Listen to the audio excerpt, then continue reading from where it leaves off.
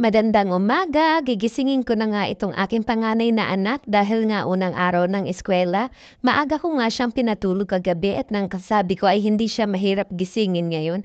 Pero dahil nga unang araw ay talaga namang napakahirap gisingin. At dito nga ay siya'y paunat-unat pa, iniyapos pa yung kanyang ahas na alaga, sabi ko'y gising na at baka kay matuklaw niyang iyong ahas. Sabi ko'y gumising ka na at kumain na ng breakfast.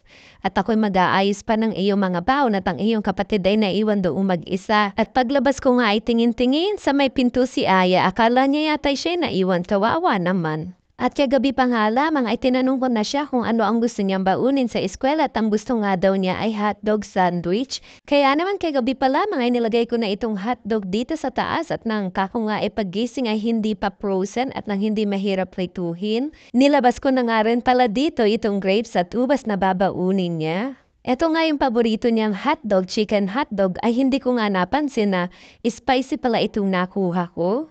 Pero lulutuin ko pa rin at papabaunan ko na nga lang siya ng ibang pagkain. At nung binubuksan ko nga itong stove, babay ako napalingin dito sa aking dalaginding at napakatahimik ay tinanong ko kung okay lang ba siya. Abay ningiti-ngitian lang din ako eh. Abay sabay din ang gising sa akin ay napakaaga pa.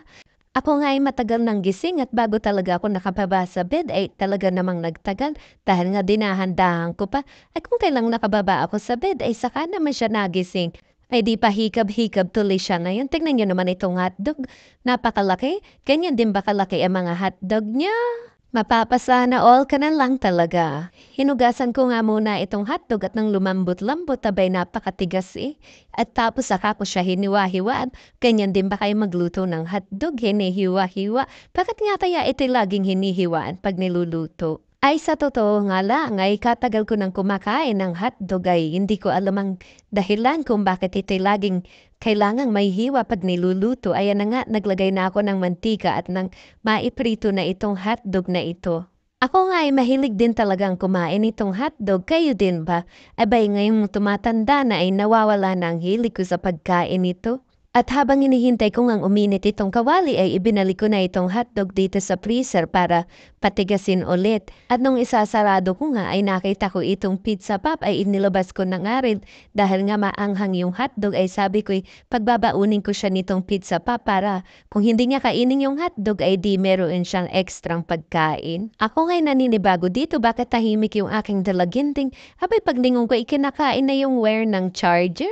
Ay gutom na yata talaga aring aking anak ay pati naman talaga yung wire ng charger ay kinakain na. Sabi kay wait lang, isasalang ko muna itong hotdog, itong pagkain ni kuya at bibigyan kita ng food. Inigyan ko nga siya dito nitong kalahati ng croissant. Ay ang paborito nitong almusal, sanay siya sa tea at saka sa baget kasi nga sinanay nung kanyang tatay, laging ganun ang binibigay sa kanya. Yung baget sinasawsaw sa tea at yun ang hinahanap-hanap niya talaga. At dahil nga wala ang tatay niya ay ditiis muna kung anong ibibigay ni mami at hindi nga ako marunong gumawa ng tea. At tingnan niyo naman ang buhok ay laging garini. Ang buhok ay magulo kahit suklayin ko ay garini.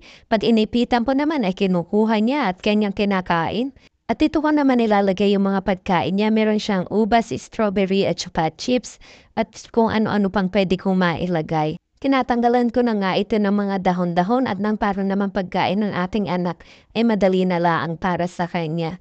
At habang tinatanggalan ko nga to yung pamangkin ni Salim ay umakyat na dahil papasok na siya ng trabaho na good morning lang.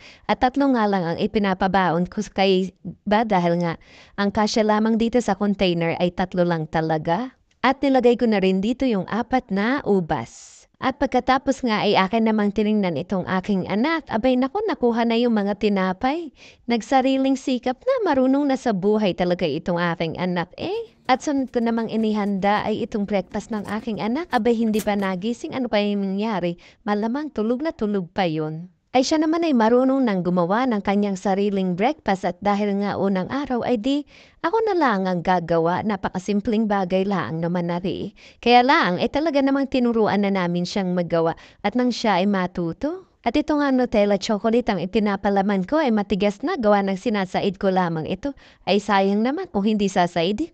Ganyan din ba kayong mga nanay? Kaya lang ay talaga namang hindi na kaya. Kaya naman ako ay nagbukas na nitong bago.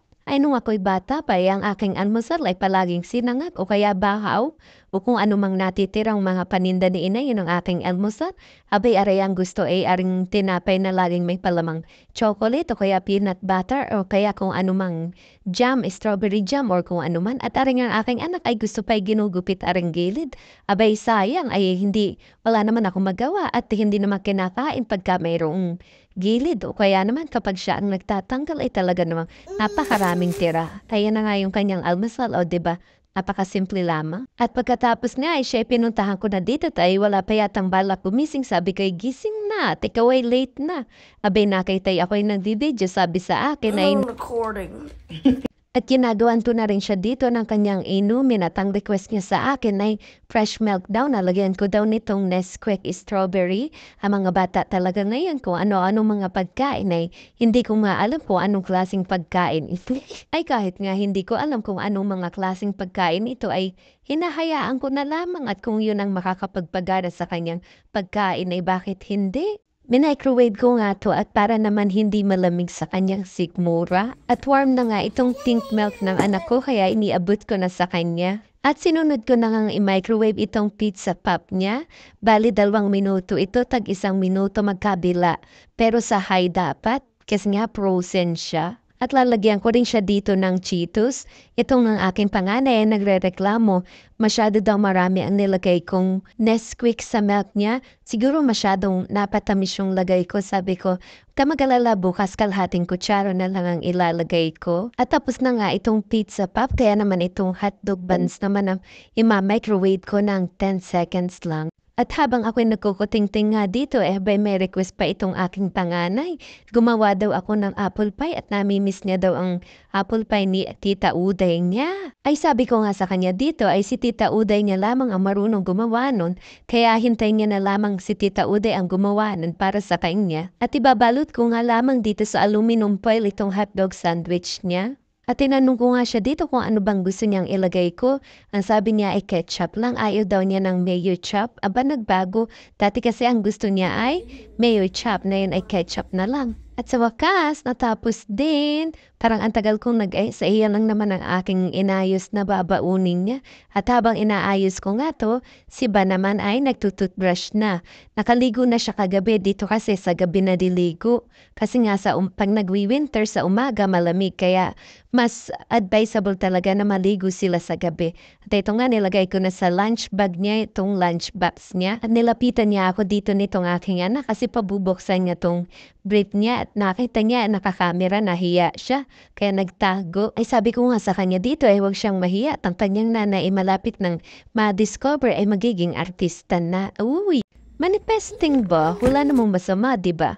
Nilagyan ko nga rin pala itong kanyang bag dito ng snack at saka chocolate snack, candy at saka yung water bottle niya dito ko inilagay. At ilalagay ko na dito sa backpack niya. Bali yung mga school supplies na nilagay ko dito nung isang araw ay pinagtatanggal ko rin dahil nga itong mga school supplies naman na to ay iiwan lamang sa school. Ayan o, mga naka-intact pa rin. Hindi ko pinagtatanggal sa mga lagayan kasi nga iiwan lang naman to sa school. At tinawag nga ako dito ng aking anak at siya ay magpapalagay ng gel. Aba, binata na talaga. Sabi ko, pati kayo nagpapalagay na sa akin ng gel ko kaya may crush na sa school. Sabi sa akin, ma'am, bawal yun. Oo nga pala, bawal nga pala. Ako nga pala ang nag-set nun. O ayan, sabi ko, nalagyan na kita ng gel. Tapos sabi niya, ma'am, ayusin mo ha.